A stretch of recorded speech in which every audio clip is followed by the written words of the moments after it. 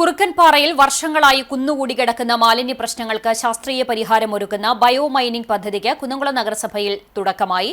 Green പാർക്കിൽ നടന്ന ചടങ്ങിൽ കുന്നംകുളം എംഎൽഎ എ.സി. മൊയ്തീൻ പദ്ധതിയുടെ ഉദ്ഘാടനം നിർവഹിച്ചു. നഗരസഭയിൽ ദീർഘകാലമായി കെട്ടിക്കിടക്കുന്ന ലെഗസി മാലിന്യങ്ങൾ ശാസ്ത്രീയമായി വേർതിരിച്ച് സംസ്കരിക്കുകയും പരിസ്ഥിതി സംരക്ഷണം ഉറപ്പാക്കുകയും ചെയ്യുന്നതിൽ ബയോ മൈനിംഗ് പദ്ധതി നിർണായകമാകുമെന്ന് എംഎൽഎ പറഞ്ഞു. ശുചിത്വ നഗര സങ്കല്പത്തിലേക്ക് കുന്നംകുളം നഗരസഭയെ കൂടുതൽ മുന്നോട്ട് നയിക്കുന്ന നടപടിയാണെന്നതും എംഎൽഎ കൂട്ടിച്ചേർത്തു. കുറുക്കൻപാറയിൽ സ്ഥിതി ചെയ്യുന്ന 1 ഏക്കർ 80 സെന്റ് വിസ്തീർണമുള്ള ഡം സൈറ്റിൽ 1946 മുതൽ 2016 വരെ നിക്ഷേപിക്കപ്പെട്ട ഏകദേശം 26,065 ടൺ ലെഗസി മാലിന്യങ്ങൾ ശാസ്ത്രീയമായ ബയോ മൈനിംഗ് രീതിയിലൂടെ പൂർണ്ണമായി നീക്കം ചെയ്യുകയാണ്. ചടങ്ങിൽ നഗരസഭാ ചെയർപേഴ്സൺ സൗമ്യ അനിലൻ അധ്യക്ഷത വഹിച്ചു.